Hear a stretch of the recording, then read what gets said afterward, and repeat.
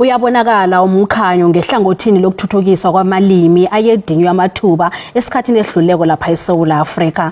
Nonyaka nje AmaNdebele enze ezibukwako ephaliswaneni lokukhushwa kwabonongorwana lePen South African Languages Board ebelibanjelwe eGaleria eConference in Events eSandton eJohannesburg. Umphako bungadliwa mntwana lapha nakuyiJohannesburg AmaNdebele ayipende ngekwasebovu kwasala kubovu kube.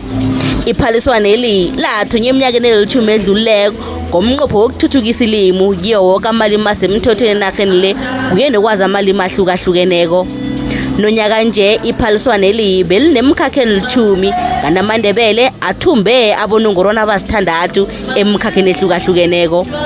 Umaphoko Masimula owaziwa ngesiqhema sikamajazi uthumbe unongorwana wokuvuma ngelimi lesiNdebele wathi unongorwana lo kuyo utsho ukuthi isiNdebele siyathuthuka begodu nesizukulwane esizako sazozikhakhazisa ngaso begodu sizokufunda litho olukhulu.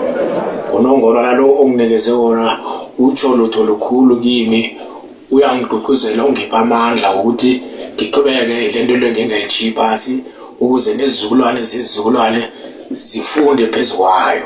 Bathena bathi bezwile kwamenyezelwa unongorwana kaThando Mahlangu omtshotshozeli welimi nesiko lamaNdebele.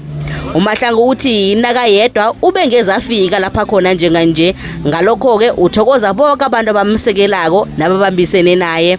Ukuthumba khona kumkhuthaze khulu kwamambala kusho likhulu ukuthi isiNdebele naso sesiyarecognizewa eSouth Africa ngoba ngibethe imhlobo yonke lapha kuthi ukuthi isiNdebele siyakhula. Umhleli wendaba kuKokwezi FM uNokuthula Mthweni ngomunye wabafumene abonongorwana kanti uthi uthokoza kaqedi. Ubalwa nalabo abafaka isandla ekuthuthukiseni ilimi lesiNdebele nowasikumela ngamahlelo ukuthuthukisa isikhethu.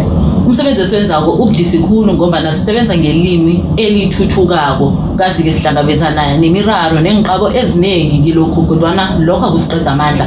Ngithokoza kuzala zombili. Ihlelo lendaba ezinabileko kumabona kude leSABC ilihlo lasitjhaba nalo lithumbile.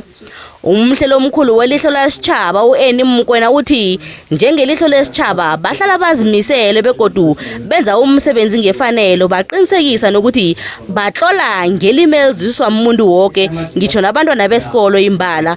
Le ngwana sekolo ha emametse a ka ithuta hore na Sesotho se ngolwa jwang, Sesotho se bua jwang.